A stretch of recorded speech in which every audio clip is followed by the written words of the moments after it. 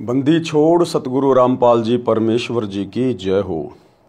परमपिता परमात्मा सारी सृष्टि के रचनहार, कुल मालिक, असंख्य ब्रह्मांडों के स्वामी, जगत गुरु, तीनों लोकों में प्रवेश करके सबका भरण पोषण करने वाले राजाधीराज, आत्माधार, नाथों के नाथ, देवों के देव, महादेव, सर्वेश्वर, महेश्वर, मृत्युंजय, अजरो अमर, आदि अनादि सनातनी प्रभु, जगत पिता जगदीश्वर, श्री श्री 1008 की उपाधि के वास्तविक अधिकारी, अकाल मूर्त, शब्द स्वरूपी राम वासुदेव, सर्वगतम ब्रह्म, परम पूज्य, प्रथम पूज्य, परम संत, परम पुरुष, परम धनी, परम दयालु, सत्य कबीर, हक्का कबीर, अल्लाहु कबीर, अल्लाहु अकबर, बाखबर, अल्लाह ताला, जगत के तारणहार, जगत के मुक्तिदाता, जगत के जगन्नाथ, हारे के सहारे, हिंदुओं के राम, मुसलमानों के अल्लाह, सिखों के वाहेगुरु, ईसाइयों के मसीह, दया के सागर दयानिधि, करुणा के सागर करुणानिधि, स्वयंभू परिभू, संकट मोचन, कष्ट हरण, मंगल करण, दुख भंजन, अविगत कबीर,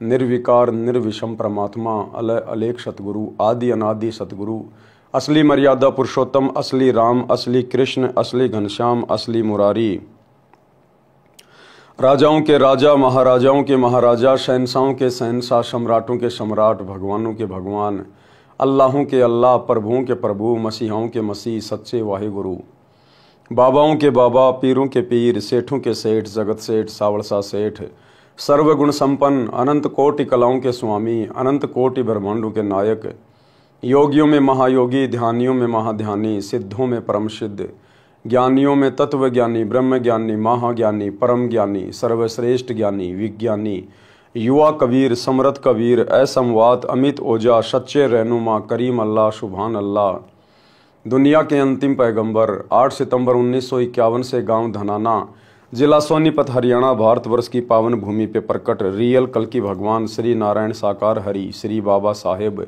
नूर अनंत परमात्मा, संत शिरोमणि सतगुरु रामपाल जी परमेश्वर जी के चरण कमल में साध संगति से जुड़े हुए आप और हम सभी सत्सेवक भाई बहनों का अनंत कोटि दंडवत प्रणाम।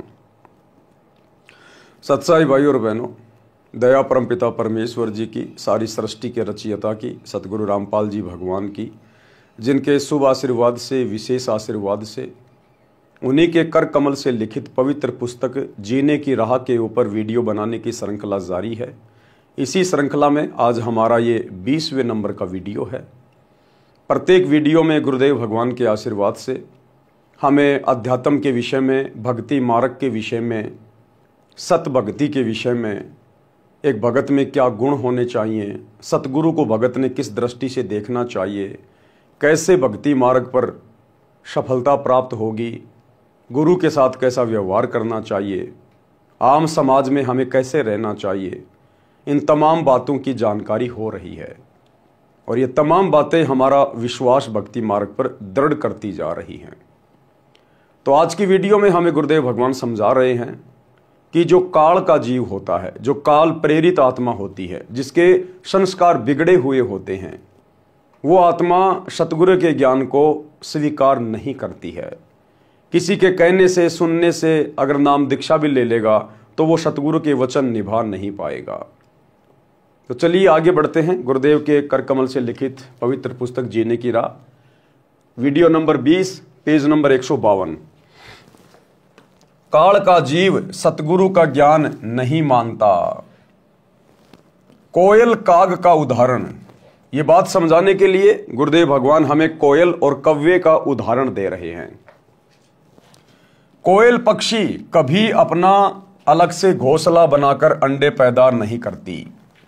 कारण ये है कि कोयल के अंडों को कौवे खा जाते हैं।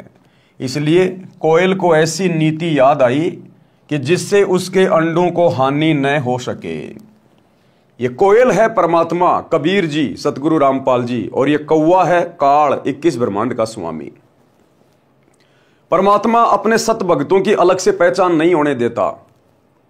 इसी 21 ब्रह्मांड में, उन्हीं परिवारों में परमेश्वर अपनी आत्माओं को जन्म दे देता है, किसी का बेटा बेटी बना के, जो काल के परिवार हैं, जो काल के अधीन है।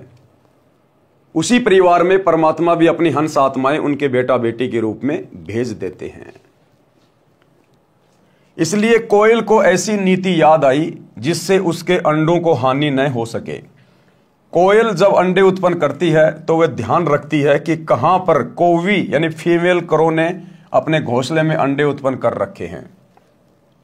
जिस समय कौवी पक्षी भोजन के लिए दूर चली जाती है, यानी जो मादा जो कौवा होता है, जब वो भोजन के लिए अंडे उत्पन्न करके दूर चली जाती है तो पीछे से कोयल उस कौवी के घोंसले में अंडे पैदा कर देती है।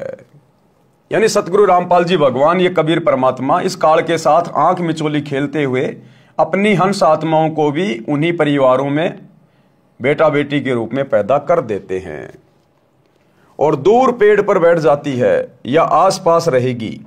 जिस समय कौवी घोंसले में आती है तो वह 2 के स्थान पर 4 अंडे देखती है।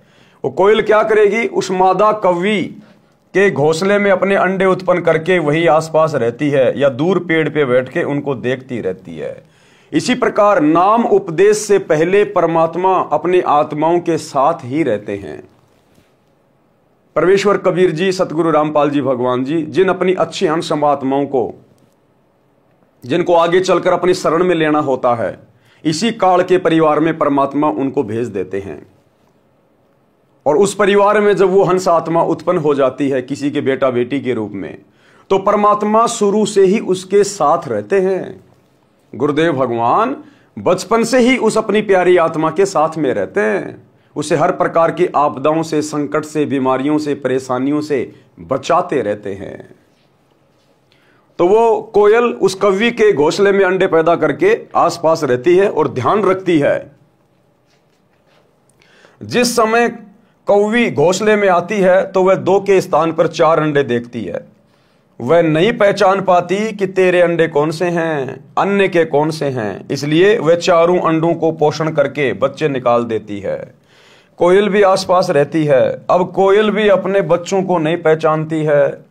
ये तो एक सांसारिक उदाहरण है भाई और बहनों, कौवे और इसका कोयल का। बाकी सतगुरु रामपाल जी परमेश्वर तो अंतर्यामी है, जानी जान है। ये परमेश्वर तो सब कुछ जानते हैं, सब कुछ पहचानते हैं कि इनमें मेरे बच्चे कौन से हैं, मेरी शरण में कौन आएगा।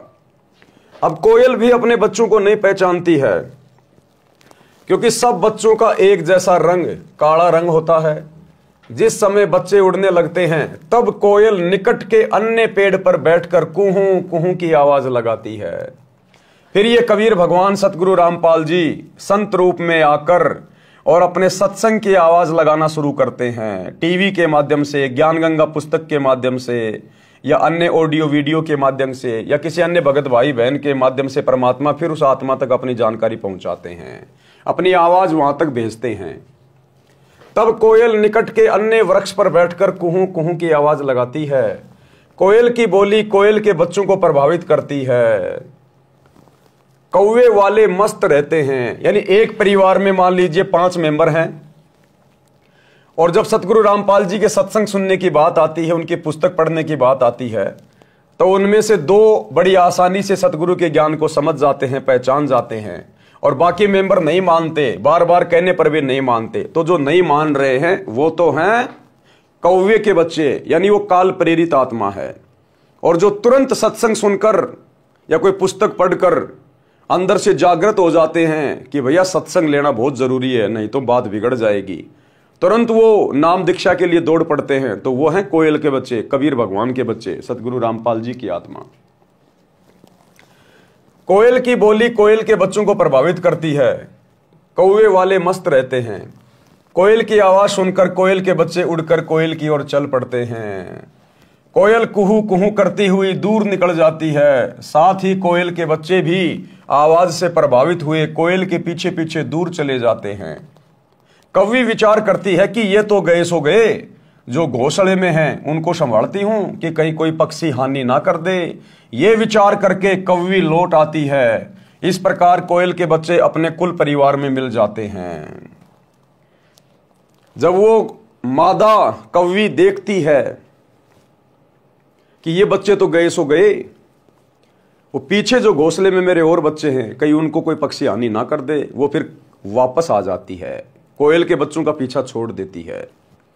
इसी प्रकार जो भगत, जो हंस आत्मा अपने सतगुरु से उपदेश लेने के बाद, अपने सतगुरु की आवाज को पहचानने के बाद जब दृढ़ होकर भक्ति मार्ग पर लग जाते हैं, किसी के डराने से, धमकाने से, लोकलाज में डालने से, दबाव डालने से अगर वो पीछे नहीं हटते हैं, भक्ति से नामखंड नहीं करते हैं, मर्यादा नहीं तोड़ते हैं, संघर्ष करते हैं, फिर ये काल रूपी कौवा उन आत्माओं का पीछा छोड़ देता है।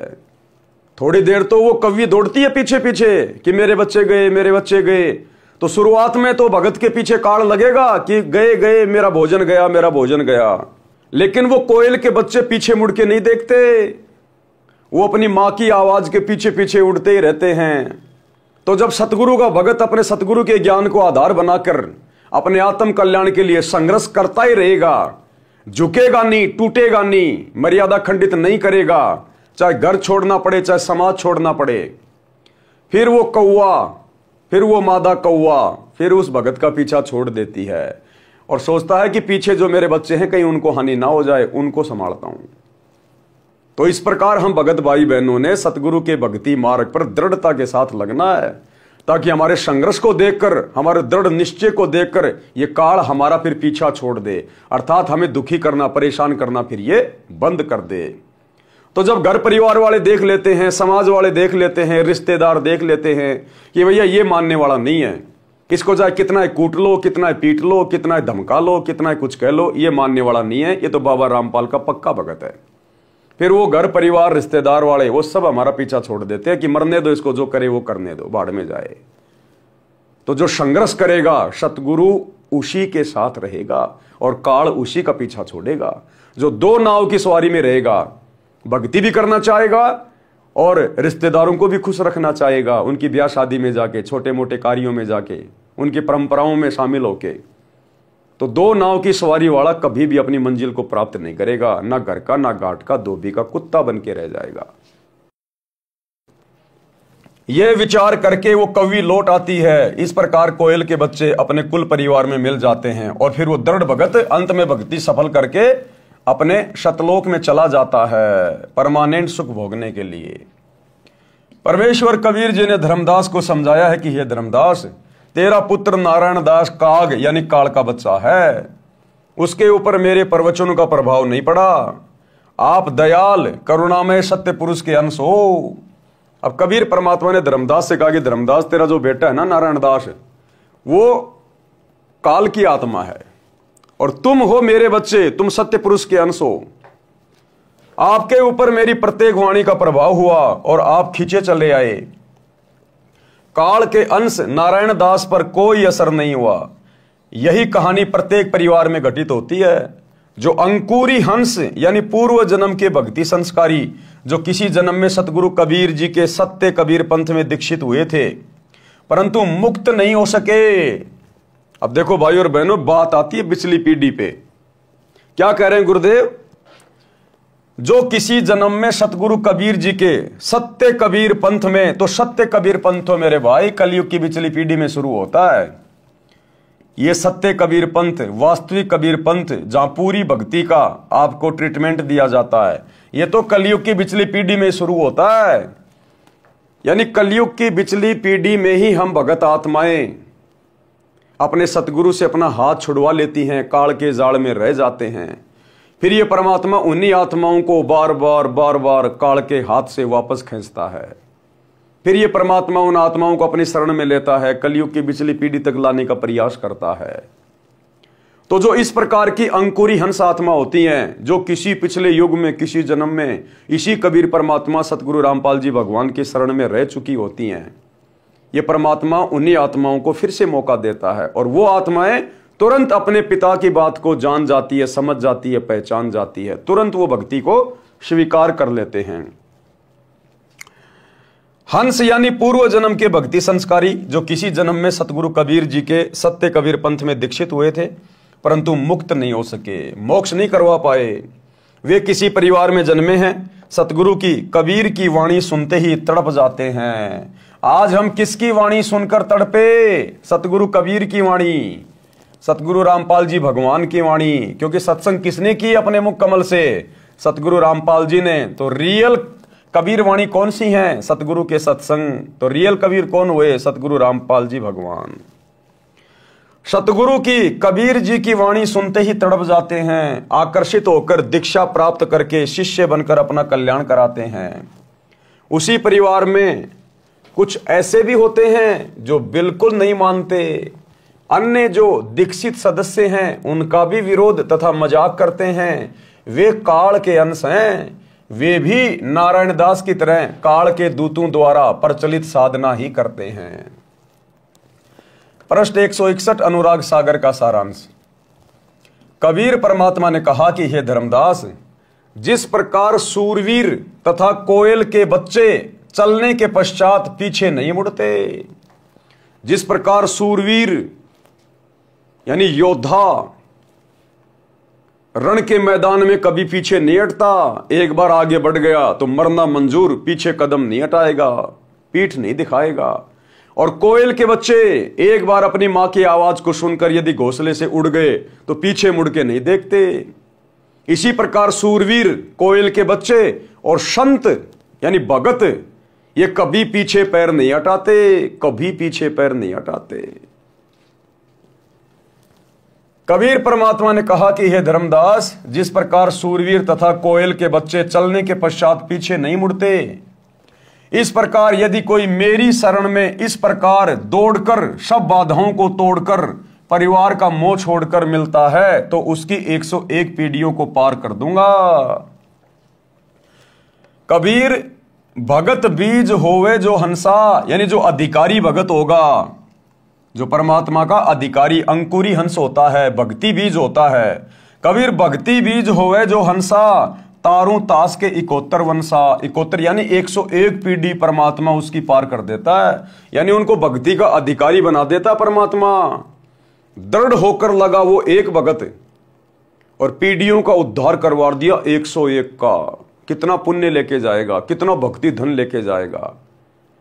तो यदि परिवार में एक भगत पे दृढ़ होकर ज्ञान को समझकर, ज्ञान को आधार बनाकर, गुरु को भगवान मानकर, समाज को ना देखकर, लोकलाज मर्यादाओं को ना देखकर अगर भक्ति पर दृढ़ होकर लग जाता, दीवार बन के खड़ा हो जाता है, तो वो अपनी 101 पीढ़ियों का उद्धार करवा देता है, 101 पीढ़ियों का। और अगर परिवार का कोई सदस्य जो मुखिया है, जिसने उपदेश ले लिया, और यदि वो कमजोर पड़ जाता है, भक्ति पे दृढ़ नहीं रहता, मर्यादा तोड़ देता है, बार बार नाम खंड करके बैठ जाता है, तो वो अपनी आने वाली पीढ़ियों को भी काल के मुख में भेज देता है, काल का भोजन बना देता वो। तो परमेश्वर ने वर्तमान में आप और हम सभी भगत भाई बहनों को मुख्य तौर पे चुना है। मुख्य तौर पे हम परमेश्वर की भक्ति रूपी फसल के बीज हैं, बीज। तो भाई और बहनों, हमने दृढ़ रहना, क्योंकि हमारे पीछे हमारी 101 पीढ़ियों का भविष्य जुड़ा हुआ है। कबीर, भक्ति बीज होवे जो हंसा, तारू तास के 71 वंशा। कबीर, कोयल सुत जैसे सूरा होई, ये विधि धाय मिले मोहे कोई। निज घर की सुरती करे जो हंसा, तारू तास के 71 वंशा।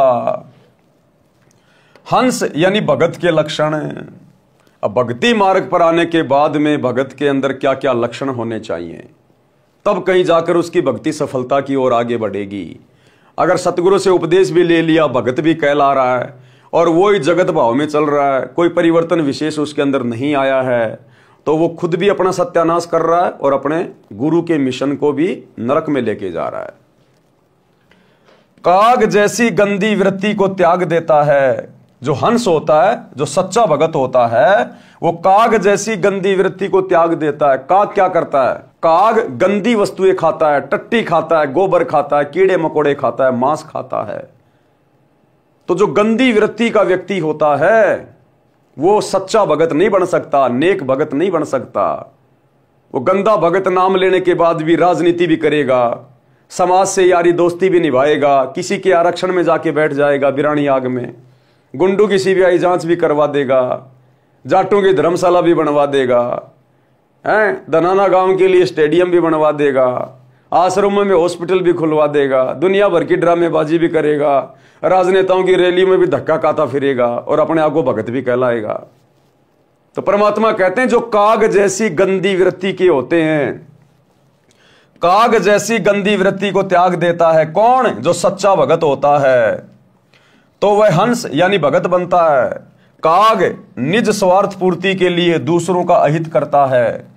किसी पशु के शरीर पर घाव हो जाता है तो कौवा उस घाव से नोच नोच कर मांस खाता है। पशुओं की आंखों से आंसू ढलकते रहते हैं, कौवे की बोली भी अप्रिय होती है। हंस यानी भगत को चाहिए कि अपनी कौवे वाला स्वभाव त्यागे। गुरुदेव कह रहे हैं कि भगत को चाहिए कि नाम उपदेश लेने के बाद में कौवे जैसा स्वभाव त्याग दे, मीठा बोले। भगत की भाषा मीठी होनी चाहिए, गाली गलोच नहीं होने चाहिए, आवाज में कर्कश नहीं होना चाहिए। गुरुदेव कहते हैं कौवा काको धन हरे और कोयल काको देत, यानी कौवा किसका धन खा रहा है, किसका जमीन संपत्ति हड़प रहा है, और कोयल काको देत, और कोयल किसको धनवान बना रही है, पर मीठे वचन बोल के सबको मन हर लेत। कौवा काको धन हरे और कोयल काको देत, पर मीठे वचन बोल के सबको मन हर लेत। इसी प्रकार भगत ने मृदुभाषी होना चाहिए। भगत ने किसी के साथ में ठगी नहीं करनी चाहिए, धोखाधड़ी नहीं करनी चाहिए, रिश्वत वगैरह नहीं लेनी चाहिए, किसी की आत्मा नहीं दुखानी चाहिए, चोरी जारी नहीं करनी चाहिए। भगत ने राजनीति नहीं करनी चाहिए, सबके साथ मित्र भाव में रहे, समभाव में रहे। ये लक्षण बताए गुरुदेव भगवान ने। भगत ने फिर उस कव्य वाली वृत्ति को जो नाम दीक्षा लेने से पहले थी उसको छोड़ देनी चाहिए। कोए की बोली भी अप्रिय होती है। हंस यानी भगत को चाहिए कि अपनी कौवे वाला स्वभाव त्यागे, निज स्वार्थवश किसी को कष्ट ना दे, कोयल की तरह मृदु भाषा बोले। ये लक्षण भगत के होते हैं। ज्ञानी यानी सत्संगी के लक्षण हैं। अब सत्संगी भगत के और क्या लक्षण बताए गुरुदेव भगवान ने। सतगुरु का ज्ञान तथा दीक्षा प्राप्त करके यदि शिष्य जगत भाव में चलता है वह मूर्ख है। सतगुरु से दीक्षा लेने के बाद भी भगत अगर जगत भाव में चल रहा है, सांसारिक भाव में चल रहा है, तो गुरुदेव कहते हो मूर्ख है, मूर्ख। अब सतगुरु से दीक्षा लेने के बाद, इतना ज्ञान लेने के बाद अपने स्वार्थ के लिए गांव वालों के लिए स्टेडियम बना दिया, गांव वालों को खुश करने के लिए बैडमिंटन का स्टेडियम, ताकि धनाना गांव वाले धनाना आश्रम में कोई रोक टोक पैदा ना करें। तो निज स्वार्थ के लिए जगत भाव में चल रहा है गुरु जी का परिवार। ये कोऑर्डिनेटर हरियाणा के जाट आरक्षण में जाकर संगत को बैठा दिया, खुद भी जाके बैठ गए, महीने महीने तक ड्रामा करते रहे जाटों के धरनों पर, और करोड़ों रुपया चंदे के रूप में दे दिए। इसको कहते जगत भाव में चलना। भगतों ने आरक्षण चाहिए क्या इस गंदे लोक में? इस गंदे लोक में यदि किसी भगत को आरक्षण चाहिए तो वो गधा बनेगा, गधा। सतलोक नहीं जा सकता। राजस्थान के मृतक गैंगस्टर जो पुलिस एनकाउंटर में मारा जा चुका है, उसकी सीबीआई जांच का समर्थन राजपूत करणी सेना के लोग कर रहे थे, उसके समाज के लोग।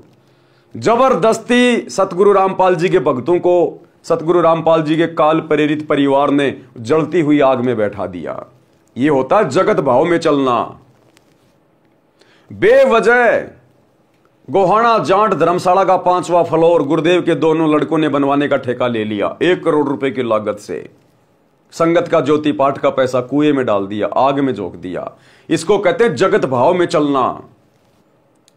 श्री राम मंदिर प्राण प्रतिष्ठा के समय जो लोग उनके दर्शन करने आ रहे थे रामलला के, जबरदस्ती जगत भाव में चलते हुए सतलोक आश्रम वालों ने, गुरुदेव के परिवार ने अयोध्या में 1 महीने का भंडारा लगा दिया। यह होता जगत भाव में चलना। भाई और बहनों, यह सत भक्ति मार्ग है। बकवाद करके कोई भी आत्मा आज तक सतलोक नहीं जा पाई। इसीलिए तो हम लोग अभी तक यही पड़े हैं। और सतगुरु का काल के साथ एग्रीमेंट है, सतगुरु जरा भी भाईचारा फालतू का नहीं निभाएगा, पक्ष विपक्ष की भूमिका नहीं करेगा। जब तक ये आत्मा ज्ञान को आधार बनाकर इस काल लोक के दुखों से दुखी होकर सतलोक चलने की चेष्टा नहीं करेगी, जैसा भाव जैसा चाव हमारे को सतलोक से नीचे आने का चढ़ा था काल के साथ है, इतना ही वो कशक, वो तड़प जब तक हमारी वापस सतलोक जाने की नहीं बनेगी, ये परमात्मा हमें स्वीकार नहीं करेगा। और जगत भाव में चलने से ये कशक कभी जिंदगी में नहीं बनने वाली।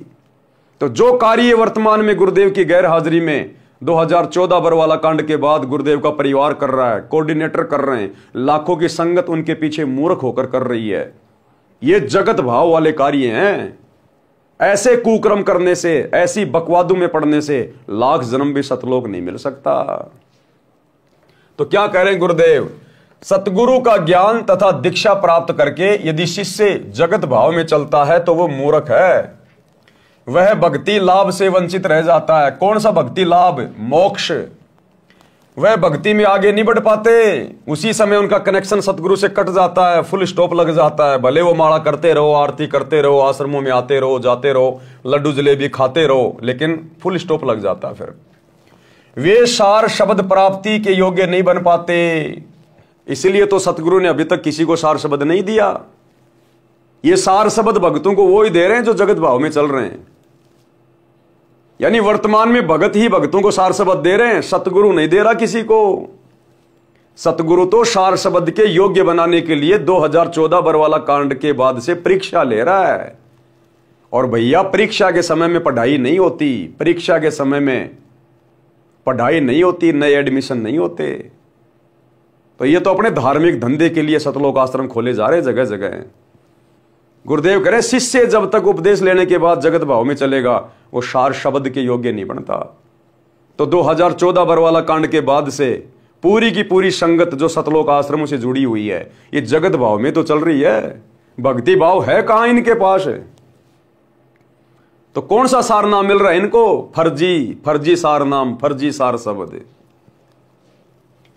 वे सार शब्द प्राप्ति के योग्य नहीं बन पाते। यदि अंधे व्यक्ति का पैर बिष्टे यानी टट्टी या गोबर पर रखा जाता है तो उसका कोई मजाक नहीं करता। नादान व्यक्ति कोई गलती कर दे उसका कोई मजाक नहीं करता। छोटा बच्चा मां की गोद में पेशाब कर दे कोई मजाक नहीं करता।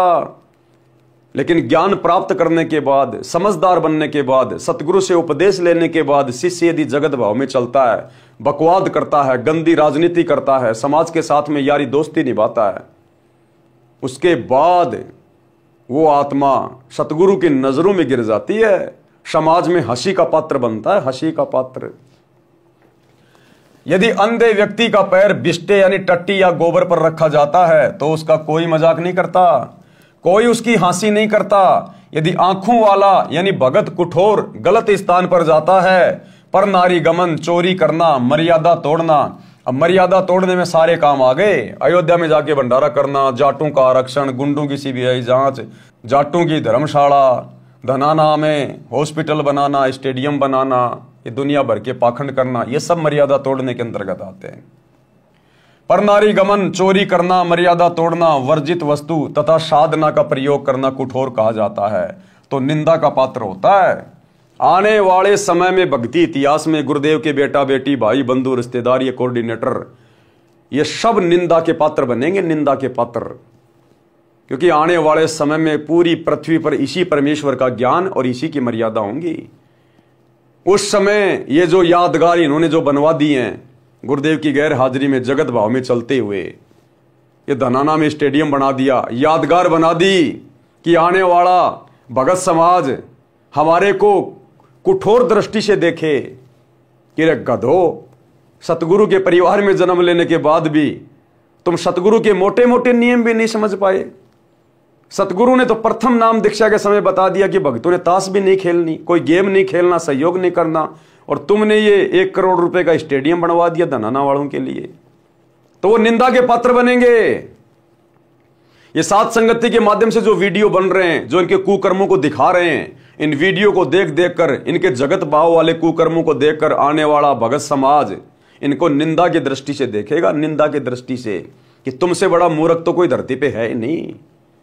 तुम कहलाते थे गुरु जी के बेटा बेटी, भाई बंधु, रिश्तेदार, कोऑर्डिनेटर, बड़े बड़े भगत, तुम बड़े बड़े आश्रम चला रहे थे और ज्ञान तुम्हारे को 2 दिल्ली का भी नहीं, तुमने एक भी मर्यादा गुरुदेव की सुरक्षित नहीं रखी।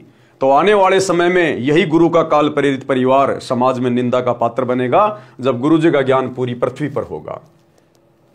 अनुराग सागर के पेज नंबर 162 तथा 163 का सारांश, भगत परमार्थी होना चाहिए। परमार्थी जैसे गाय स्वयं को जंगल में, खेतों में घास खाकर आती है, स्वयं जल पीती है और मानव को अमृत दूध पिलाती है, उसके दूध से घी बनता है। गाय सुत यानी गाय का बच्चा हल में जोता जाता है, इंसान का पोषण करता है यानी खेत में कार्य करके, गाय का गोबर भी मनुष्य के काम आता है। मृत्यु उपरांत गाय के शरीर के चमड़े से जूती बनती है जो मानव के पैरों को कांटों कंकरों से रक्षा करती है।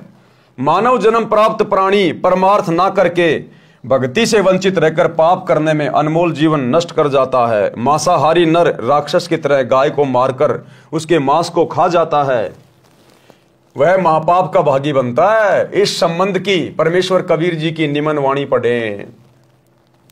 परमार्थी गऊ का दृष्टांत यानी उदाहरण है। गऊ को जानू परमार्थ खानी, गऊ चाल गुण परखूं ज्ञानी। उस गाय की तरह भगत ने अपने आप को भक्ति मार्ग पर रखना चाहिए, परमार्थी भाव में।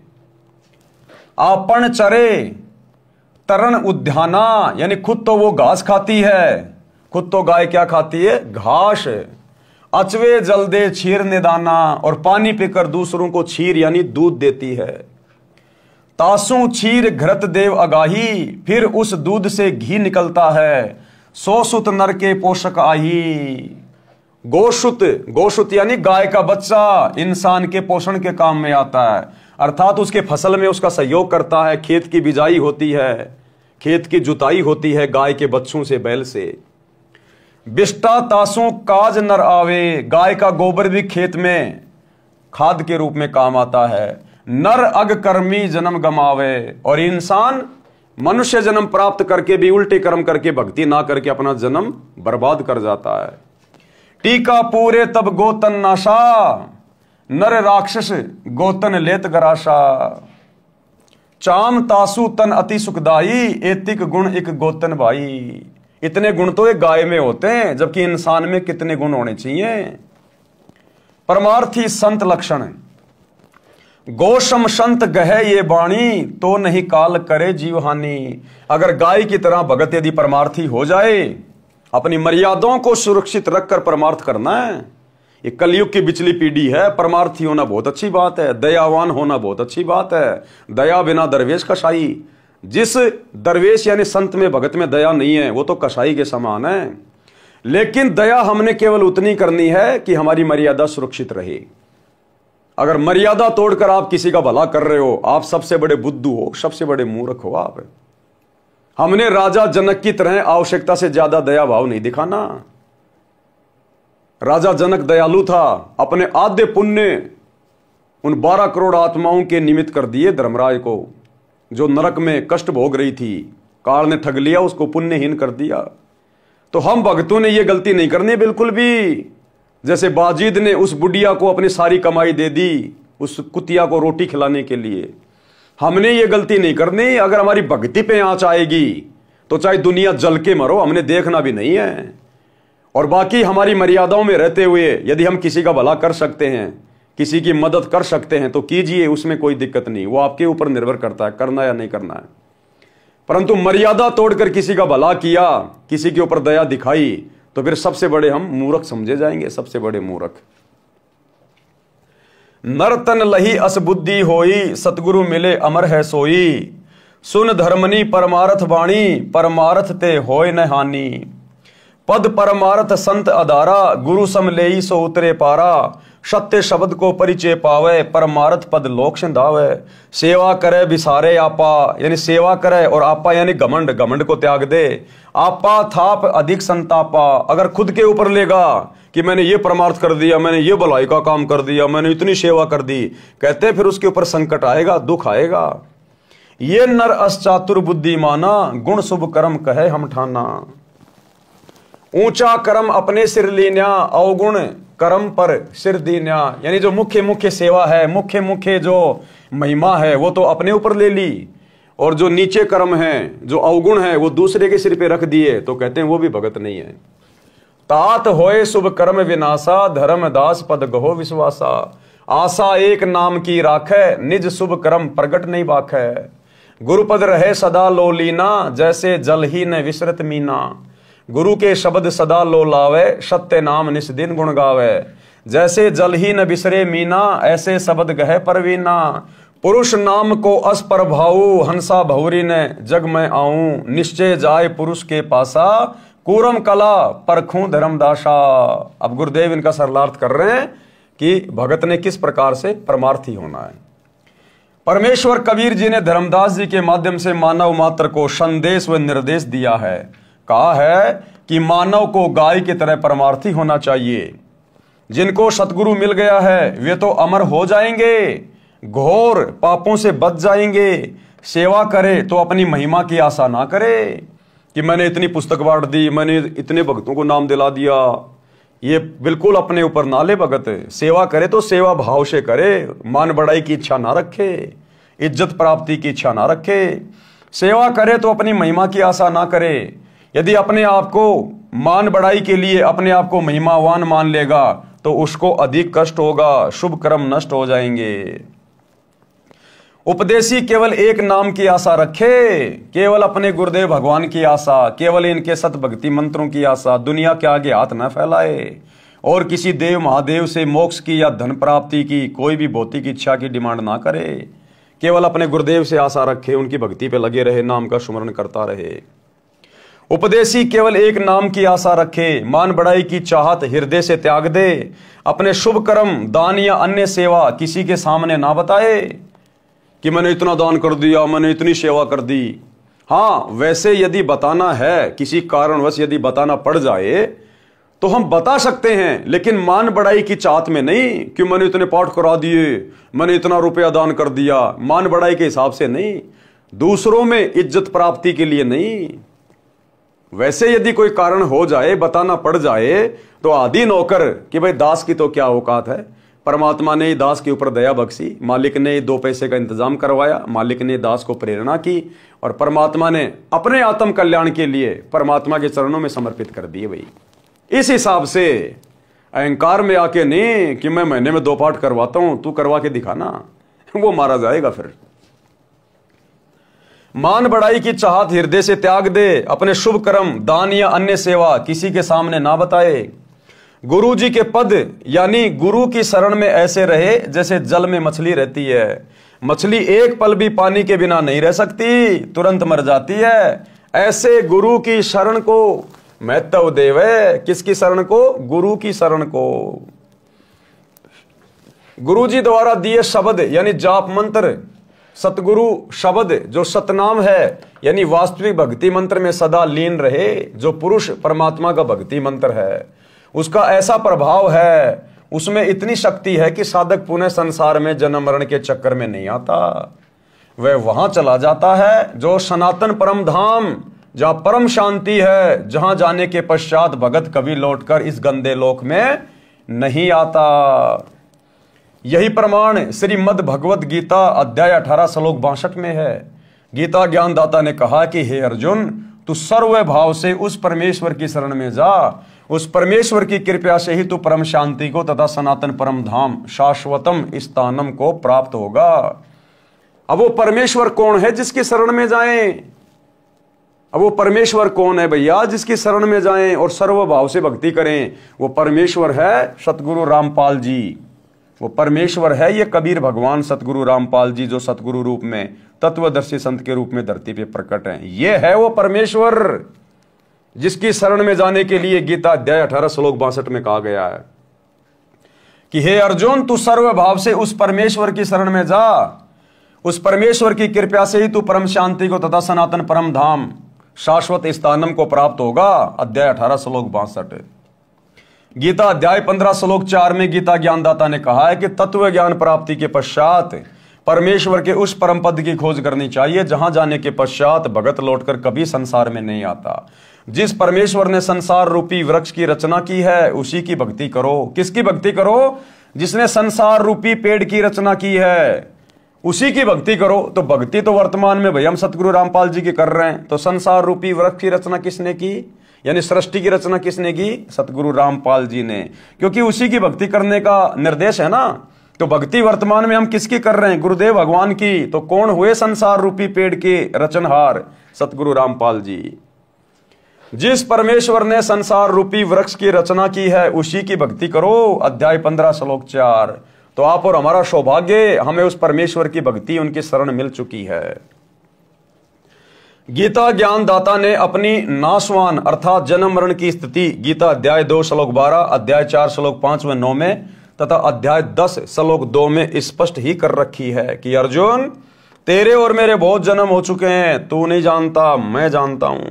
पाठक जनों, गीता से स्पष्ट हुआ कि गीता ज्ञानदाता काल ब्रह्म है, जो श्री कृष्ण जी के शरीर में प्रवेश करके बोल रहा था, नाशवान है, जन्म मरण के चक्कर में है, तो उसके उपासक की भी यही स्थिति होती है। यानी जो खुद जन्म मरण में है, गीता ज्ञान देने वाला, चाहे श्री कृष्ण मानो, चाहे विष्णु मानो, चाहे काल मानो, जब वो खुद ही जन्म मरण में है, गीता अध्याय 4 श्लोक 5 और 9 में कह रहा है, गीता अध्याय 10 श्लोक 2 में कह रहा है कि मैं तो जन्म मरण में हूं, तो बताओ फिर उनकी भक्ति करने से उनके भक्तों की जन्म और मृत्यु कैसे समाप्त हो जाएगी? श्री कृष्ण की भक्ति करने से, श्री विष्णु जी की भक्ति करने से या काल ब्रह्म की भक्ति करने से भगत की कभी भी जन्म और मृत्यु समाप्त नहीं हो सकती, क्योंकि वे खुद जन्म और मृत्यु में है। तो उनके उपासक की भी यही स्थिति होती है। इसलिए गीता अध्याय 18 श्लोक 62 तथा अध्याय 15 श्लोक 4 में वर्णित लाभ नहीं हो सकता। यानी वो सनातन परम धाम काल की भक्ति से, विष्णु की भक्ति से, श्री कृष्ण की भक्ति से प्राप्त नहीं हो सकता। वो सनातन परम धाम प्राप्त होगा सतगुरु रामपाल जी इस कबीर भगवान की सत भक्ति से, इनकी शरण में आने से।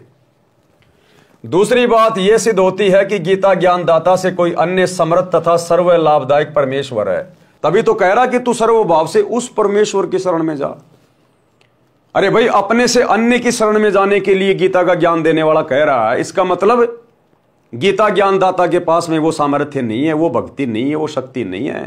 तभी तो अपने से अन्य की शरण में जाने के लिए अर्जुन को कह रहा है कि अगर तुझे सनातन परम धाम प्राप्त करना है, जन्म मरण का रोग कटवाना है, परम शांति चाहिए, तो उस परमेश्वर की शरण में जा। तो कौन है वो परमेश्वर जिसकी शरण में जाने के लिए गीता का ज्ञान देने वाला भगवान भी कह रहा है? वो है कबीर भगवान। और वो कबीर भगवान वर्तमान में धरती पर सतगुरु रामपाल जी के रूप में प्रकट है। दूसरी बात यह सिद्ध होती है कि गीता ज्ञानदाता से कोई अन्य समर्थ तथा सर्व लाभदायक परमेश्वर है, जिसकी शरण में जाने के लिए गीता ज्ञानदाता यानी काल ब्रह्म ने कहा है, वह परमेश्वर बंदी छोड़ जी हैं। कौन है वह परमेश्वर? कबीर बंदी छोड़ जी हैं, जो आज सतगुरु रामपाल जी के रूप में धरती पे प्रकट है। उन्होंने अपनी महिमा स्वयं ही कही है। आज गुरुदेव अपनी महिमा स्वयं ही बता रहे हैं, सृष्टि रचना का ज्ञान स्वयं ही दे रहे हैं।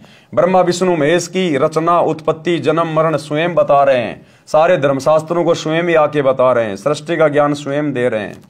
क्योंकि इनके अलावा इनकी महिमा कोई दूसरा नहीं बता सकता, क्योंकि इनके बारे में कोई दूसरा यहाँ का प्राणी जानता ही नहीं है। उन्होंने अपनी महिमा स्वयं ही कही है, जो आप जी कबीर सागर में पढ़ रहे हैं। परमेश्वर ने अनुराग सागर पेज 13 पर कहा है कि सत्य पुरुष द्वारा रची सृष्टि के विषय में बताई कथा का साक्षी किसको बनाऊं, क्योंकि सबकी उत्पत्ति बाद में हुई है। यानी सबसे पहले यही कबीर परमात्मा सतगुरु रामपाल जी भगवान प्रकट हुए, स्वयंभू परमात्मा। उसके बाद इन्होंने सारी सृष्टि उत्पन्न की है। तो इनकी कहानी भला कौन जान सकता है, क्योंकि सब तो इनके बाद में उत्पन्न हुए, इन्हीं के द्वारा। तो अपने द्वारा रची गई सृष्टि के विषय में ये कबीर परमात्मा स्वयं ही नीचे संत रूप में आके ठीक ठीक बताता है, क्योंकि सबकी उत्पत्ति बाद में हुई है। पहले अकेले सत्य पुरुष थे। यहां पर विवेक करने की बात यह है कि कबीर जी को ज्ञान कहां से हुआ? जब सृष्टि रचना के समय कोई नहीं था। इससे स्वयं सिद्ध है कि ये स्वयं पूर्ण परमात्मा सृष्टि के रचनहार हैं। जिन महान आत्माओं को परमेश्वर कबीर जी मिले हैं, उन्होंने भी यही साक्ष्य दिया है।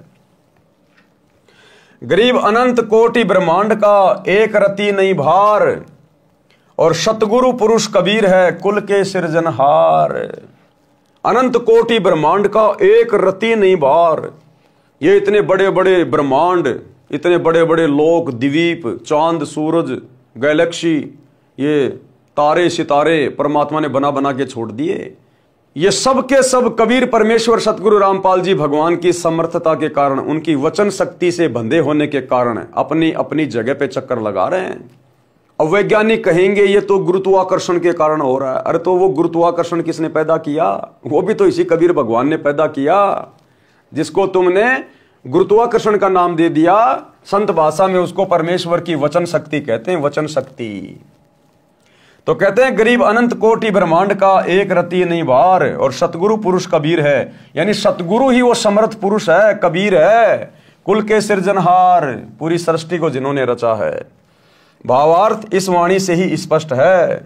क्या स्पष्ट है? यानी अगर कबीर भगवान है, अगर कबीर जी ही परमात्मा है, कबीर जी भगवान है, तो उनको ज्ञान कहां से हुआ? और तो कोई ज्ञान देने वाला था ही नहीं यहां पर। उस कबीर परमात्मा ने आके ज्ञान बताया सबको, तो कबीर जी को ज्ञान देने वाला कौन? कोई नहीं। इसीलिए तो उसको जगत गुरु कहा जाता है। इसीलिए तो जगत गुरु उसी को कहा जाता है जो स्वयं ही यहां आकर जगत का ज्ञान दे, सृष्टि का ज्ञान दे। और 650 साल पहले उस कबीर परमात्मा ने भी कंप्लीट ज्ञान नहीं दिया था। धर्मदास मेरी लाख दुआई, ये मूल ज्ञान कहीं बाहर न जाई। ये मूल ज्ञान तो आज दिया है सतगुरु रामपाल जी ने। कौन हुए सतगुरु रामपाल जी? संतों की वाणी है अनमोल, इसे ना समझ सके अनबोल। साहिब ने भेद दिया सब खोल, अपनी सतलोक राजधानी का। आज खोला है वो भेद पूरा का पूरा साहिब ने। तो आज भेद खोलने वाला कौन? सतगुरु रामपाल जी। तो कौन हुए साहेब? साहेब ने भेद दिया सब खोला, अपनी सतलोक राजधानी का। 650 साल पहले तो भेद खोलना ही नहीं था, ये तो आज खोला है। तो कौन हुए? गुरुदेव, स्वयं कबीर परमात्मा। तो गुरुदेव कह रहे हैं इस वाणी से ही स्पष्ट है कि फिर सतगुरु रामपाल जी को ज्ञान कहां से हुआ? इनको ज्ञान किसने दिया? इनको किसी ने ज्ञान नहीं दिया। ये जगत गुरु हैं। जगत गुरु को किसी से ज्ञान लेने की जरूरत नहीं है। जो दूसरे से ज्ञान लेके आगे ज्ञान देता वो जगत गुरु नहीं होता। तो सारी सृष्टि की रचना गुरुदेव भगवान ने की है, यही कबीर भगवान है। और वर्तमान में परमात्मा अपने ओरिजिनल स्वरूप को, नूरी रूप को हल्का करके, छुपा के संत रूप में हमारे समक्ष प्रकट हैं, विद्यमान हैं, और ज्ञान से अपनी पहचान करवाना चाहते हैं, ना कि चमत्कार दिखा के। तो जो अधिकारी आत्मा होंगे, जो अधिकारी हंस होंगे, वे ही ज्ञान को आधार बना के अपने गुरु को परमात्मा मानेंगे, कबीर जी मानेंगे, अन्यथा नहीं स्वीकार कर सकते। कूरम कला परखो धर्मदासा। अब ये कूरम कला क्या है? कूरम यानी कछुआ। तो कछुआ क्या करता है? उसके अंदर क्या योग्यता है? भगत के अंदर वैसी योग्यता होनी चाहिए। कूरम कला, कूरम कला का भावार्थ है कि जैसे कूरम यानी कछुआ आपत्ति के समय अपने मुख तथा पैरों को अपने अंदर छुपाकर निष्क्रिय हो जाता है। जब कोई आपत्ति का अंदेशा होता है, कोई संकट लगता है, तो कछुआ अपने मुंह को और अपने चारों पैरों को अंदर सिकोड़ लेता है, और आपत्ति टलने के बाद फिर वापस धीरे धीरे बाहर निकाल लेता है। इसी प्रकार समझदार भगत वही है जो कूरम कला का उपयोग करे। आप कहीं किसी को ज्ञान समझा रहे हो, सामने वाला हावी हो गया काल प्रेरणा से, तो भगत ने कूरम कला का प्रयोग करना चाहिए। तुरंत चुपचाप हो जाए, मुंह के ताला लगा ले कि ठीक है भैया, ठीक है भगत जी, हमने तो समझाना था समझा दिया, बाकी देखो आपकी मर्जी, आप भी विद्वान हो, आप भी समझदार हो। अब ठीक है, आप नहीं मान रहे तो आप फिर ठीक है, फिर आप कह रहे हो सही है। तो ये उसको शांत करने का मूल मंत्र है। उसके साथ में लड़ना नहीं, झगड़ना नहीं कि नहीं मैं जो कह रहा हूं वो ही सही है, तू झूठ है, तो वो तो काल प्रेरित है, 2 मिनट में थप्पड़ मुक्की पे आ जाएगा। तो परमात्मा कहते हैं कोई मानता तो ठीक है, नहीं मानता है, ज्यादा हावी होता है, कोई लड़ाई झगड़ा करता है जानबूझ के किसी भी बात को लेकर, तो उसी समय शांत हो जाओ, चुपचाप हो जाओ, बिल्कुल आधीन कछुए की तरह, और जैसे माहौल शांत हो जाए निकल लो। कूरम कला परखो धर्मदासा भावार्थ है कि जैसे कूरम यानी कछुआ आपत्ति के समय अपने मुख तथा पैरों को अपने अंदर छुपाकर निष्क्रिय हो जाता है, आपत्ति टलने के तुरंत पश्चात अपने मार्ग पर चल देता है, इसी प्रकार भगत को चाहिए कि यदि सांसारिक व्यक्ति आपके भक्ति मार्ग में बाधा उत्पन्न करें तो उनको उलटकर जवाब ना देकर अपनी भक्ति को छुपाकर सुरक्षित रखें। यानी उनके साथ में लड़ाई झगड़ा करके, वाद विवाद करके, गाली गलौज करके अपनी भक्ति का सत्यानाश ना करें, शांत हो जाएं। सामान्य स्थिति होते ही फिर उसी गति से साधना करें। इस प्रकार करने से निश्चय जाए पुरुष के पासा, वह साधक परमात्मा के पास अवश्य चला जाता है। क्यों? क्योंकि जब हम अपने गुरुदेव के द्वारा बताए गए फॉर्मूलों को अपने जीवन में लागू करेंगे तो हमें 101% सफलता प्राप्त होगी। क्योंकि गुरु हमें वही फॉर्मूला बताएगा जो बिल्कुल स्वयं सिद्ध है। अनुराग सागर पेज 163 281 पर सोरठा।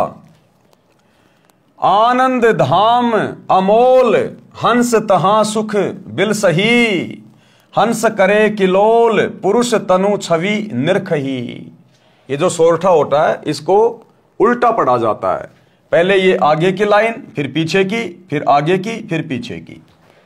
भावार्थ, उपरोक्त ज्ञान के आधार से साधना करके साधक अमर धाम में चला जाता है। यानी गुरुदेव के द्वारा बताई गई साधना करके, गुरुदेव के द्वारा बताए गए फॉर्मूलों को अपने भगत वाले जीवन में लागू करके भगत फिर मर्यादा में रह के आजीवन भक्ति करेगा तो फिर वो परम धाम को चला जाता है। उपरोक्त ज्ञान के आधार से साधना करके साधक अमर धाम में चला जाता है। यहां ज्ञान आधार बताया गुरुदेव ने, गुरुजी के बेटे के आधार से नहीं, गुरुजी की बेटी के आधार से नहीं, किसी कोऑर्डिनेटर के आधार से नहीं, भक्तों ने देखा देखे के आधार से नहीं, जगत के आधार से नहीं, ज्ञान के आधार से साधना करके साधक अमर धाम में चला जाता है। वहां पर आनंद भोगता है, वह शतलोक बेशकीमती है। वहां पर सत्य पुरुष के शरीर की शोभा देखकर आनंद मनाते हैं। दीक्षा लेकर नाम का सुमरण करना अनिवार्य, यानी नाम उपदेश लेने के बाद यदि आप सुमरण करने में, भक्ति करने में गफलत करते हैं तो ये भक्ति मार्ग में भगत के हित में नहीं है, फिर भगत नुकसान उठाएगा। तो क्या कह रहे हैं गुरुदेव? दीक्षा लेकर नाम का सुमरण करना अनिवार्य है। और गुरुदेव हमें राजा बीर सिंह बघेल की पत्नी का उदाहरण देकर, जिसने सतगुरु से उपदेश ले लिया था 650 साल पहले, लेकिन राजा की रानी थी, किसी चीज की कमी थी नहीं, ना खाने की ना पहनने की, नौकर चाकर खूब थे। वो भक्ति को हल्के में ले रही थी कि किसने देखा है मरने के बाद यम के दूत आएंगे, नरक में जाएंगे, ये होगा। गुरु के वचनों को ज्यादा ध्यान नहीं देती थी। लेकिन एक समय उसका समय आया, यम के दूत आए और उसको पकड़ के लेके गए। तब उसको पता चला कि गुरुजी जो सत्संग में कहते थे बिल्कुल सत्य बातें हैं। तो गुरुदेव कह रहे हैं आपने पहले से ही इन उदाहरणों को देखकर, पढ़कर, सुनकर आपने भक्ति को हल्के में नहीं लेना चाहिए, मर्यादा तोड़कर भक्ति नहीं करनी चाहिए, गुरु को हल्के में नहीं लेना चाहिए। अध्याय बीर सिंह बोध पृष्ठ 123 पर। राजा बीर सिंह की एक छोटी रानी सुंदरदेई थी। राजा बीर सिंह की छोटी रानी का नाम था सुंदरदेई। उसने भी परमेश्वर कबीर जी से दीक्षा ले रखी थी। उसने सत्संग बहुत सुने थे लेकिन विश्वास कम था। नाम की कमाई यानी साधना नहीं करती थी। जब रानी का अंतिम समय आया तो यम के दूत राजभवन में प्रवेश कर गए, क्योंकि भक्ति पूरी उसकी बनी नहीं। भाई जिसकी भक्ति पूरी बनेगी, जो आजीवन मर्यादा में रहेगा, गुरु को परमात्मा मानेगा, तो यम के दूत आएंगे नहीं उसको लेने के लिए। लेकिन राजा बीर सिंह की रानी को लेने के लिए कौन आए? यम के दूत। यानी जिस भगत की भक्ति अधूरी रहेगी, जो भक्ति को हल्के में लेगा, मर्यादा तोड़ देगा, जगत भाव में चलेगा, नाम का सुमरण कम करेगा, बकवास ज्यादा करेगा, तो परमात्मा कहते फिर मैं नहीं आऊंगा लेने के लिए, फिर यम के दूत ही आएंगे, वो तुम्हारे रिश्तेदार ही आएंगे फिर लेने के लिए। जब रानी का अंतिम समय आया तो यम के दूत राजभवन में प्रवेश कर गए। फिर यम दूत रानी के शरीर में प्रवेश कर गए और अंतिम श्वास का इंतजार करने लगे। उस समय रानी सुंदरदेई के शरीर में बेचैनी हो गई। यमदूत दिखाई देने लगे। राजा ने रानी से पूछा क्या बात है? रानी ने कहा कि मुझे राजपाट, महल, आभूषण कुछ भी अच्छा नहीं लग रहा। पहले बहुत अच्छा लग रहा था, जब गुरुजी कहते थे बेटी नाम का सुमरण किया कर, ज्यादा ज्यादा भजन किया कर, ये काम आएगा, ये तेरा राजपाट, तेरे नौकर चाकर, तेरे गहने, ये तेरा राजा सब यहीं रह जाएंगे। तो रानी को विश्वास नहीं होता था, हल्के में लेती थी।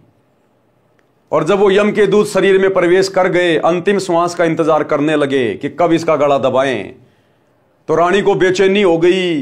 वो हार, श्रृंगार, गहने, नौकर चाकर, राजपाट सब फीका लगने लगा। तो जब राजा बीर सिंह ने पूछा कि बेचैन क्यों हो, तो क्या कहा? रानी ने कहा मुझे राजपाट, महल, आभूषण कुछ भी अच्छा नहीं लग रहा। रानी ने कहा कि साधु संतों को बुलाकर परमात्मा की चर्चा कराओ। अब साधु संत क्या करेंगे भैया? पूरी जिंदगी तो भक्ति नहीं करी, नाम का सुमरण नहीं किया, बकवादों में लगे रहे, लड्डू जलेबी बर्फी खाते रहे, मर्यादा तोड़ते रहे। तो अंत समय में भगत क्या करेंगे आके? जब भगवान ही साथ नहीं दे रहा तो भगत क्या ढोलक पेटी बजा के तुम्हारा उद्धार कर देंगे? रानी ने कहा कि साधु संतों को बुलाओ, परमात्मा की चर्चा कराओ। साधु तथा भगत आकर परमात्मा की चर्चा तथा भक्ति करने लगे। अब राजा था भाई, उसने भक्तों को बुला लिया, आ जाओ भाई, रानी याद कर रही है। अब भगत क्या चर्चा करेंगे, वो ढोलक पीटेंगे, भजन गाएंगे 650 साल पहले वाले। उससे कोई लाभ नहीं हुआ। रानी के शरीर में कष्ट और बढ़ गया। अर्ध अर्ध यानी आधा आधा श्वास चलने लगा। श्वास खींच खींच कर आने जाने लगा। हृदय कमल को त्याग कर जीव भयभीत होकर त्रिकुटी की ओर भागा। यमदूतों ने चारों ओर से घेर लिया। चारों यमदूतों ने जीव को घेर कर कहा कि आप चलो, हरि ने तुम्हें बुलाया है। तब रानी के जीव को सत्संग वचन याद आए। उस समय याद आए उसको गुरुजी के वचन कि गुरुजी सत्संग में सही कहा करते थे, भाई यम के दूत आएंगे लेने के लिए अगर भक्ति नहीं करी तो, और गला पकड़ के लेके जाएंगे। अब रानी को तुरंत गुरुजी के सत्संग याद आ गए। अब भाई और बहनों, याद हुआ तो कुछ नहीं आना उस समय। जिसने जैसी भक्ति करी है परमात्मा ही साथ रहता है। लेकिन यहां ये सारी बातें गुरुदेव आप और हम पिछली पीढ़ी वालों को सतर्क करने के लिए ये रानी सुंदर देवी का उदाहरण दे रहे हैं, उसके अंतिम जीवन की सत्य कथा बता रहे हैं। अगर उस समय तुम्हें गुरु का वचन याद आ भी गया तो भी तुम क्या कर लोगे? जब भक्ति तुम्हारी पूरी नहीं है तो गुरु क्या कर लेगा भाई? तो गुरुदेव हमें समझा रहे हैं वर्तमान वाले भक्तों को कि तुम्हारा फाइनल दाव है, गफलत मत करना। उस रानी सुंदर देवी की तरह गफलत मत करना सुमरण करने में, भक्ति करने में, दान धर्म करने में। अगर मर्यादा तोड़कर भक्ति को हल्के में लोगे, जगत भाव में चलोगे तो अंत समय में तुम्हारे साथ यही होगी। फिर तुम्हारा गुरु नहीं आएगा विमान लेके, फिर काल के दूत आएंगे लठ लेके। तब रानी के जीव को सत्संग वचन याद आए। उसने यमदूतों से कहा कि हे बटपार, हे जालिमों, तुम यहां क्यों आ गए? हमारा सतगुरु हमारा मालिक है, आप हमें नहीं ले जा सकते। मेरे सतगुरु धनी मालिक ने मुझे नाम दिया है, मेरे गुरुजी आएंगे तो मैं जाऊंगी। ये बात सुनकर यम के दूत बोले कि यदि आपका कोई खसम यानी धनी है तो उसको बुलाओ, नहीं तो हमारे साथ परमात्मा के दरबार में चलो। जीव ने कहा, धरणी आकाश से नगर नियारा, तहां निवाजे धनी हमारा। कि मेरा धनी, मेरा मालिक तो शतलोक में निवास करता है। अगम शब्द जब भाखे नाऊं, तब यम जीव के निकट नहीं आऊं। भावार्थ, पहले तो रानी को विश्वास नहीं हो रहा था कि जो सतगुरु जी सत्संग में ज्ञान सुना रहे हैं वह सत्य है। वो सोचती थी कि ये केवल कहानी है, क्योंकि सब नौकर नौकरानी आज्ञा मिलते ही दौड़ आते थे, मनमर्जी का खाना खाती थी, सुंदर वस्त्र आभूषण पहनती थी। उसने सोचा था कि ऐसे ही आनंद बना रहेगा।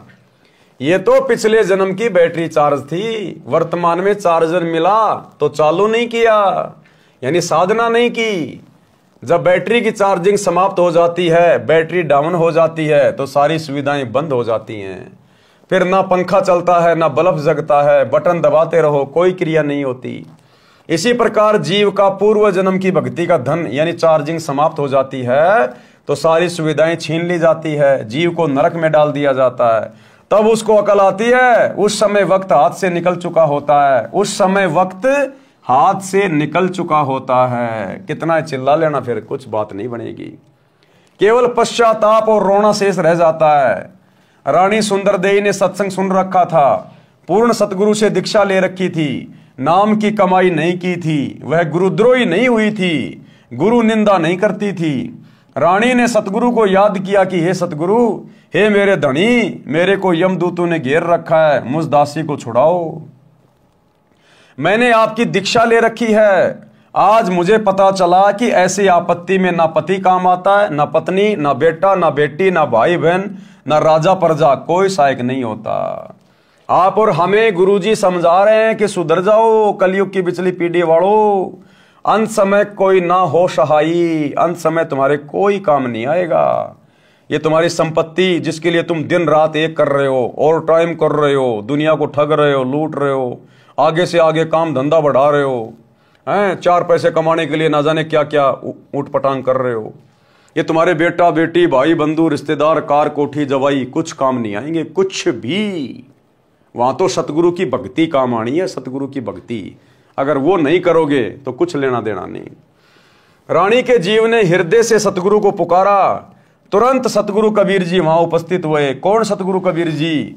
जो उस समय रानी के गुरु के रूप में आए हुए थे, जो वर्तमान में हमारे गुरु जी के रूप में आए हुए हैं, ये सतगुरु कबीर जी।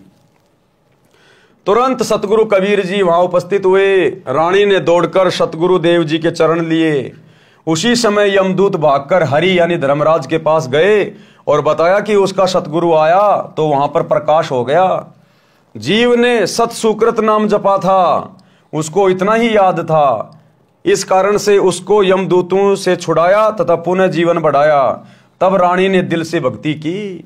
यानी सतगुरुदेव भगवान ने, इसी कबीर परमात्मा ने, जो उस समय कबीर नाम से आए हुए थे, उस रानी सुंदरदेई के गुरुजी के रूप में थे, जो वर्तमान में हमारे गुरुदेव के रूप में हैं। इस परमेश्वर ने उस अपनी आत्मा को, रानी सुंदरदेई को, यम के दूतों से छुड़वाया और उसके जीव को वापस उसके शरीर में डाला और कुछ समय उसको और दिया भक्ति के लिए। फिर रानी को दृढ़ विश्वास हो गया। उसके बाद जितना समय उसको सतगुरुदेव जी की तरफ से मिला था, पूरा समय उसने नाम सुमरण में लगाया, क्योंकि वो हकीकत से परिचित हो गई कि भैया ये राजपाट, बेटा बेटी, नौकर चाकर, खाना पीना कुछ काम नहीं आने वाला। यहां तो अपनी माला लेके परमात्मा जप ले, थोड़ा समय है। वो यम के दूत उसको 24 घंटे दिखाई देने लगे। फिर तो आप और हमें इन कथाओं के माध्यम से दिखाई देने चाहिए।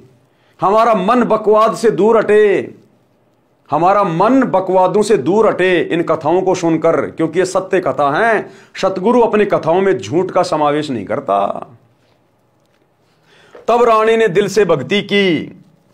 फिर सतगुरु कबीर जी ने पुनः सतनाम सारनाम दिया, उसकी कमाई की। संसार असार दिखाई देने लगा। राज धन परिवार पराया दिखाई दे रहा था। जाने का समय निकट लग रहा था। इस कारण से रानी ने तन मन धन सतगुरु चरणों में समर्पित करके भक्ति की तो सतलोक में गई। वहां परमेश्वर सत्य पुरुष ने रानी के जीव के सामने ही अपने दूसरे रूप सतगुरु से प्रसन्न किया। वहां क्या किया? सतगुरु ने अपने ही दूसरे रूप में, जो वहां पर सतलोक में बैठे हुए थे सिंहासन पर, उस सिंहासन पर बैठे हुए कबीर परमात्मा ने अपने ही दूसरे रूप से बात की। कौन से रूप से? जो सतगुरु रूप में रानी को नीचे से ऊपर लेकर गए थे। अर्थात सतगुरु और परमात्मा दोनों एक ही हैं। क्या कह रहे हैं देखो, वहां परमेश्वर यानी सत्य पुरुष ने रानी के जीव के सामने अपने ही दूसरे रूप सतगुरु से प्रसन्न किया। यानी गुरुदेव हमें विश्वास दिलाना चाह रहे हैं कि तुम्हारा गुरु स्वयं सत्य पुरुष है, अपने एक रूप में सतलोक के सिंहासन पे बैठा है, जो दूसरे सतगुरु रूप में तुम्हें यहां से लेने आया है, काल के जाल से छुड़ाने आया है। गुरु और गोविंद दो नहीं भाई, जब तक दो समझोगे दो जग में जाई। वहां परमेश्वर सत्य पुरुष ने रानी के जीव के सामने अपने ही दूसरे रूप सतगुरु से प्रसन्न किया कि हे कड़ीहार यानी तारणहार, मेरे जीव को यमदूतों ने कैसे रोक लिया। सतगुरु रूप में कबीर जी ने कहा कि हे परमेश्वर, इसने दीक्षा लेकर भक्ति नहीं की, दीक्षा लेकर भक्ति नहीं की, इस कारण से इसको यमदूतों ने घेर लिया था, मैंने छुड़वाया। परमेश्वर कबीर जी ने जीव से कहा कि आपने भक्ति क्यों नहीं की, सतलोक में कैसे आ गई। अब डांट मारी परमात्मा ने अपने दूसरे रूप में उस जीव को कि तूने भक्ति पूरी नहीं की, तू कैसे आ गई फिर तू सतलोक में। वो और ज्यादा डर गई कि भाई यहां तो भक्ति करनी पड़ेगी। सिर नीचा करके जीव ने कहा कि पहले मुझे विश्वास नहीं था, फिर यमदूतों की यातना देखकर मुझे आपकी याद आई, आपका ज्ञान सत्य लगा, आपको पुकारा, आपने मेरी रक्षा की, फिर मेरे को वापस जीवन दिया गया, तब मैंने दिलो जान से आपकी भक्ति की। पूर्ण दीक्षा प्राप्त करके आपकी ही कृपा से, गुरु जी के सहयोग से मैं यहां आपके चरणों में पहुंच पाई हूं।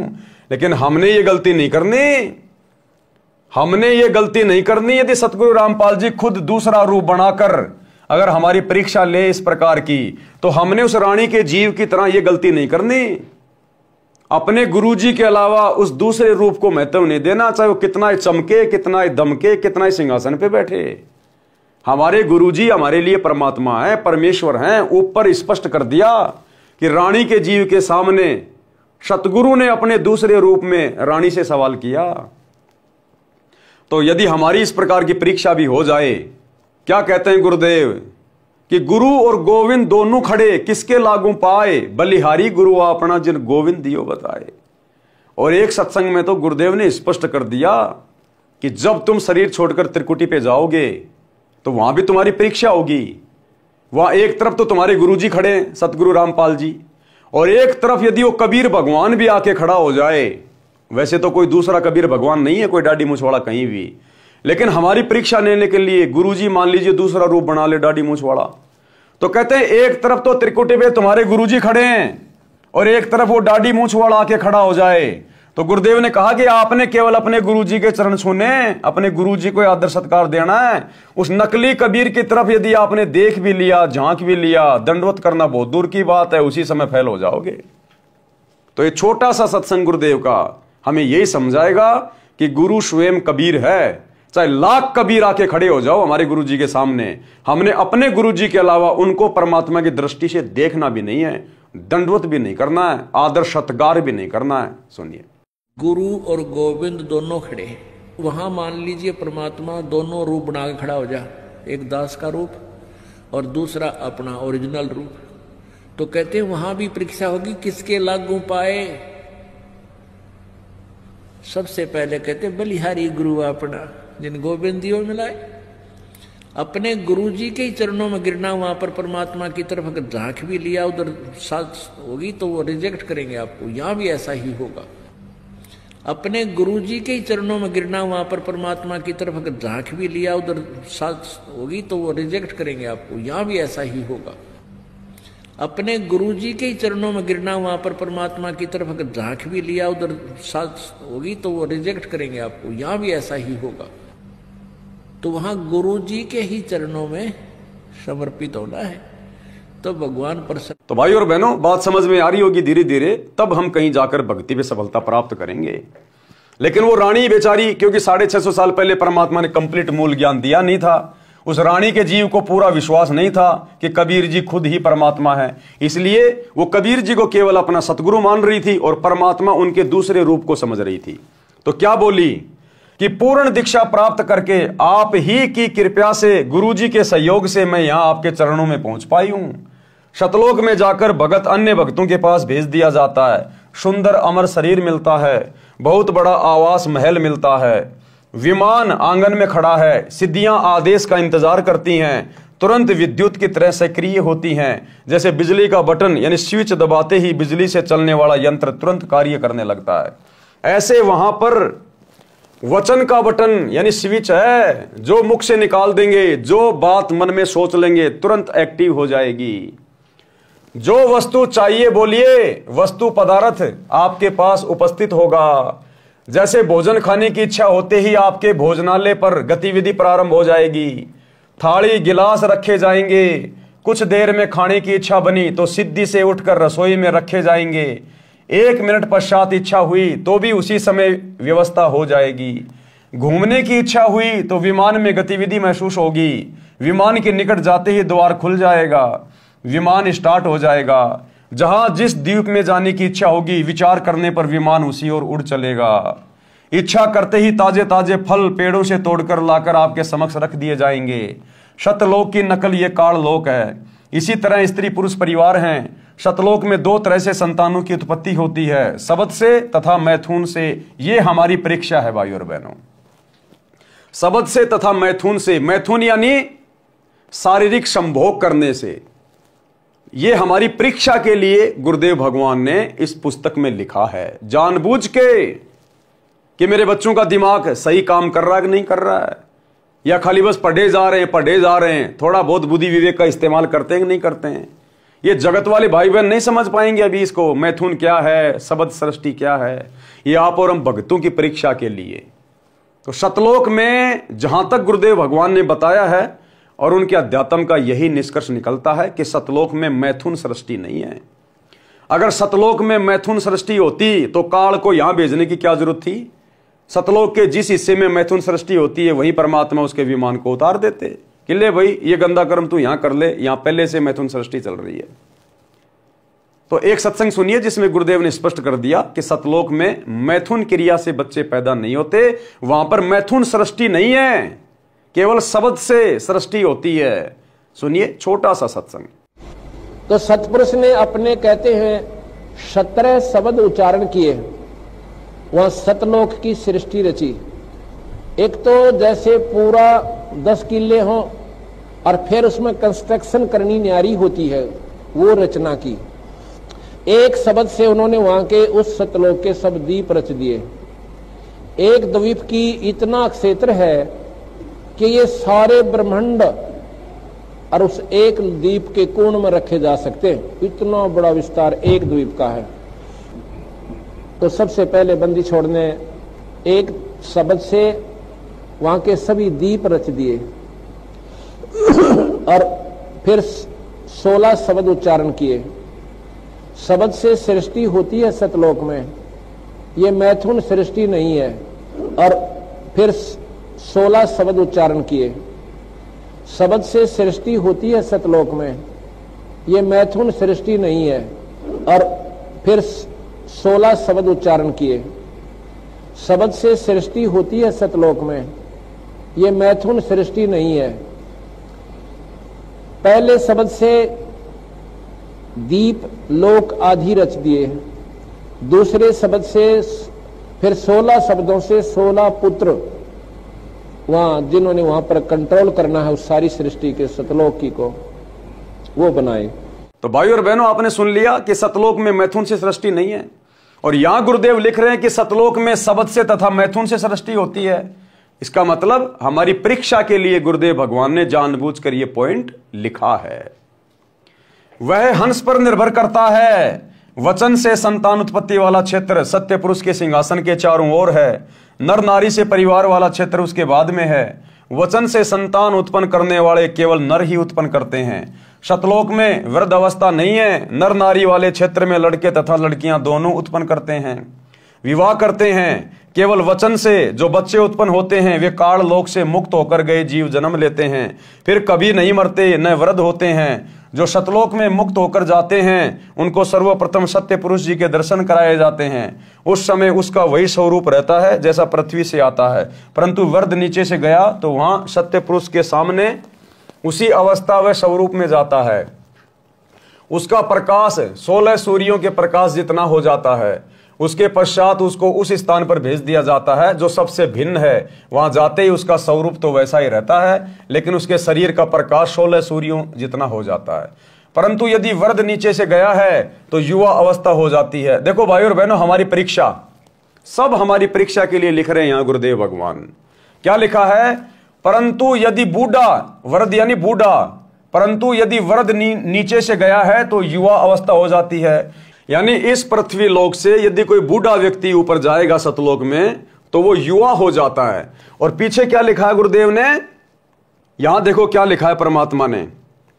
परंतु वृद्ध यानी बूढ़ा नीचे से गया तो वहां सत्य पुरुष के सामने उसी अवस्था व स्वरूप में जाता है। यानी बूढ़ा बूढ़ा ही अवस्था में जाता है। और यहां लिखा है यदि वृद्ध यानी बूढ़ा नीचे से गया है तो युवा अवस्था में हो जाती है। तो दोनों बातें एक दूसरे की विरोधाभासी हैं। तो ये हमारी परीक्षा के लिए है। कैसी परीक्षा? कि ये बूढ़ा शब्द आते ही हमारे दिमाग में तुरंत आ जाना चाहिए कि गुरुदेव ने तो सृष्टि रचना में बताया कि सतलोक में तो बुढ़ापा है ही नहीं, वहां तो जरा और मरण है ही नहीं, ना मृत्यु है ना बुढ़ापा है, वहां तो युवा शरीर रहते हैं। तो बुढ़ापा कैसे आ गया सतलोक में? बूढ़ा कैसे हो जाएगा व्यक्ति सतलोक में?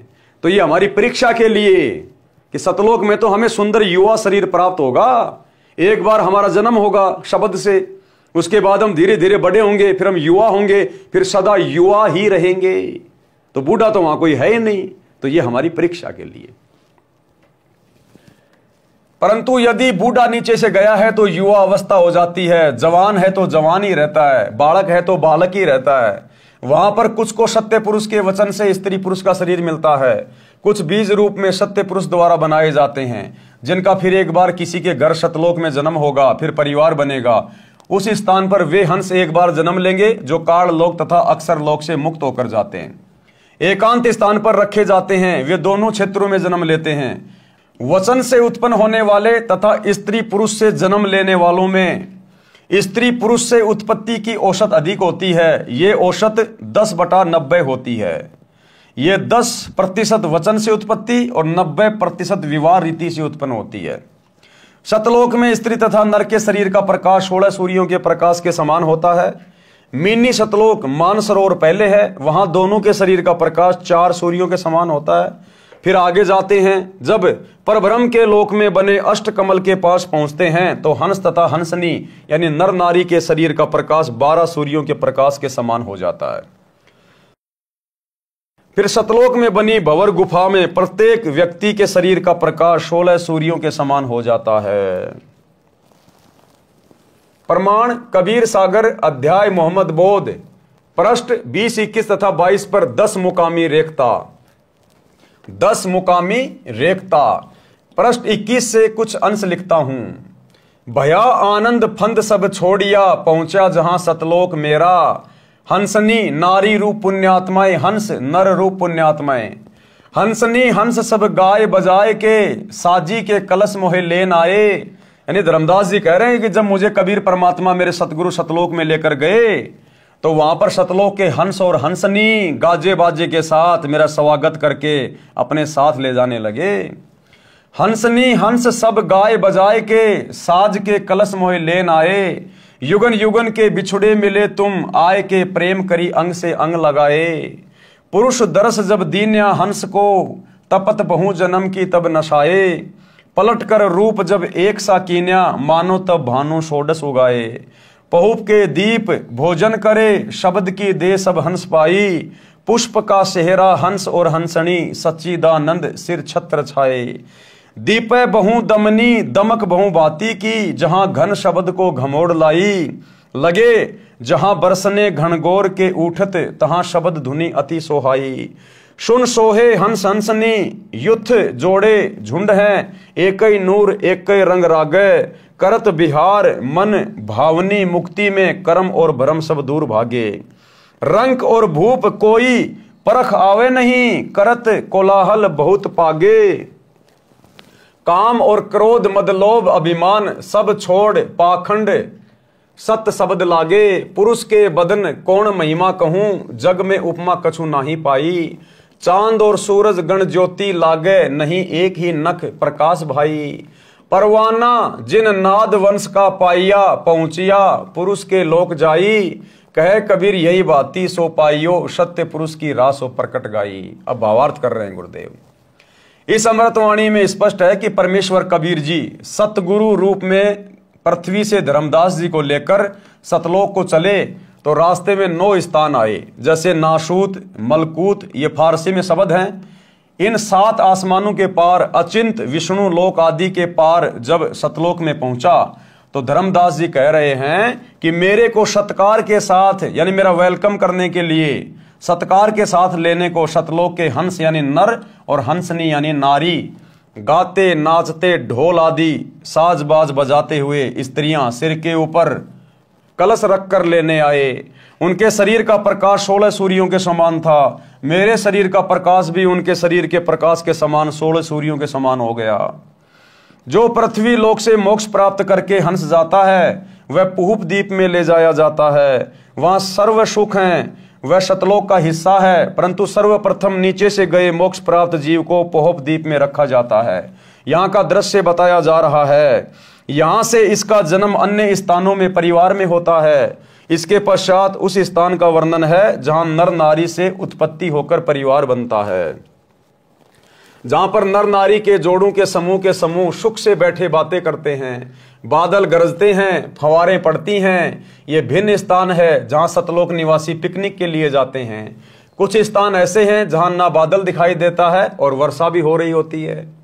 दीक्षा के पश्चात भगत को क्या क्या करना चाहिए उसकी जानकारी पवित्र कबीर सागर के अध्याय धर्मबोध में भी है। कृपया पढ़ें अध्याय धर्मबोध का सारांश। कबीर सागर में 33वां अध्याय धर्मबोध पृष्ठ 177 521 पर है। इस अध्याय में परमेश्वर कबीर जी ने धर्म करने का विशेष ज्ञान बताया है।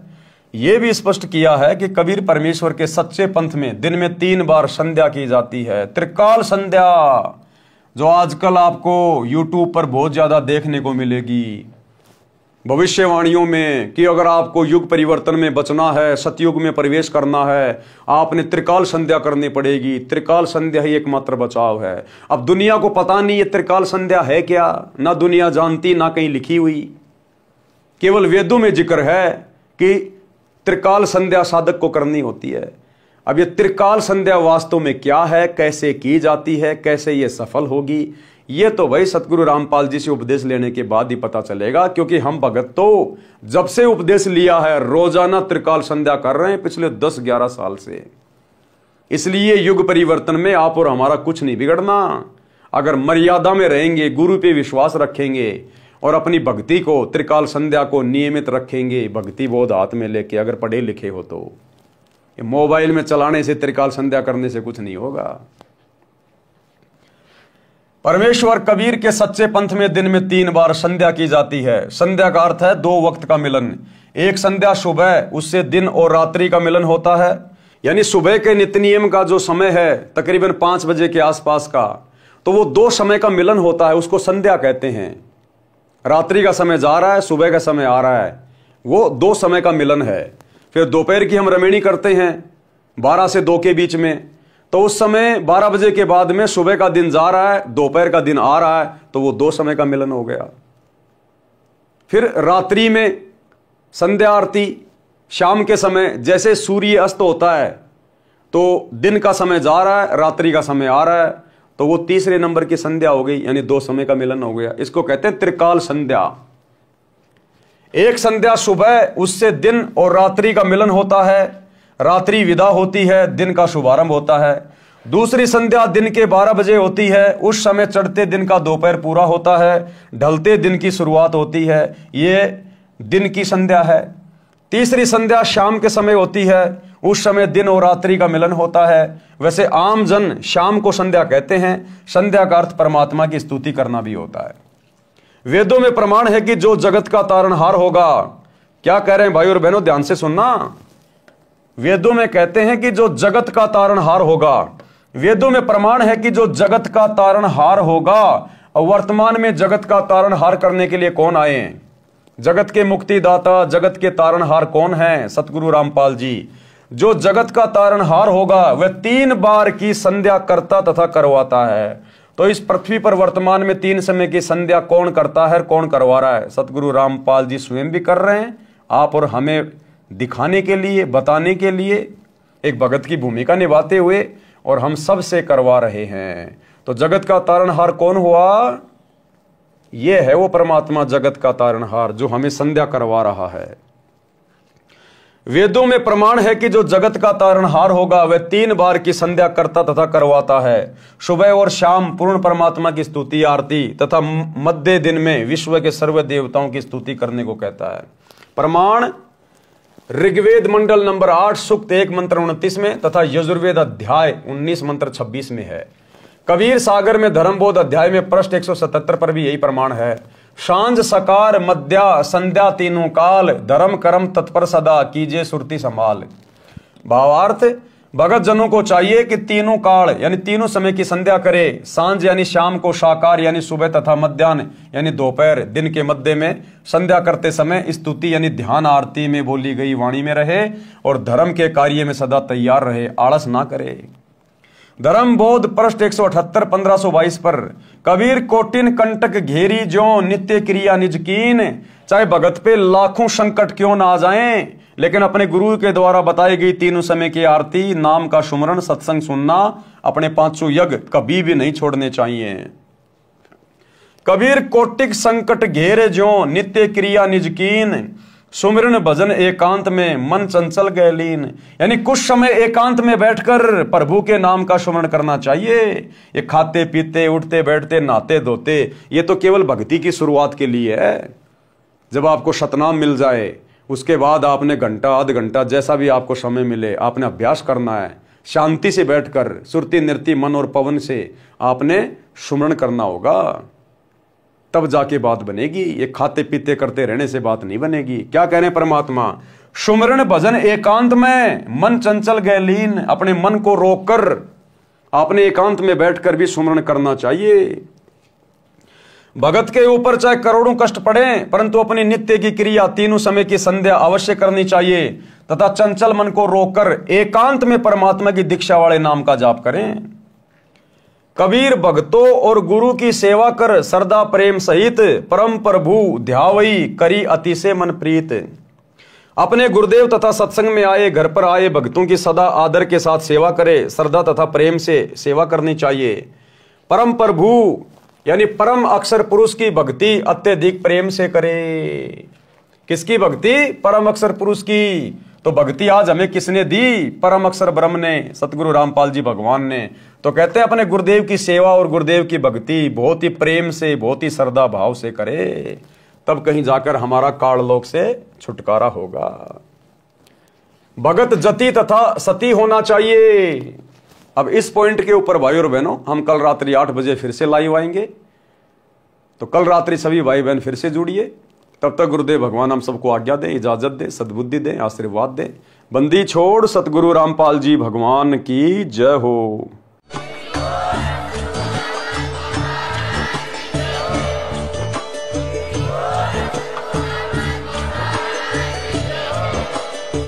भाई जो गुरु बचन पे डट गे, कट गे फंद 84 के, कट गे फंद 84 के, कट गे फंद 84 के। भाई जो गुरु बचन पे डट गे, कट गे फंद 84 के।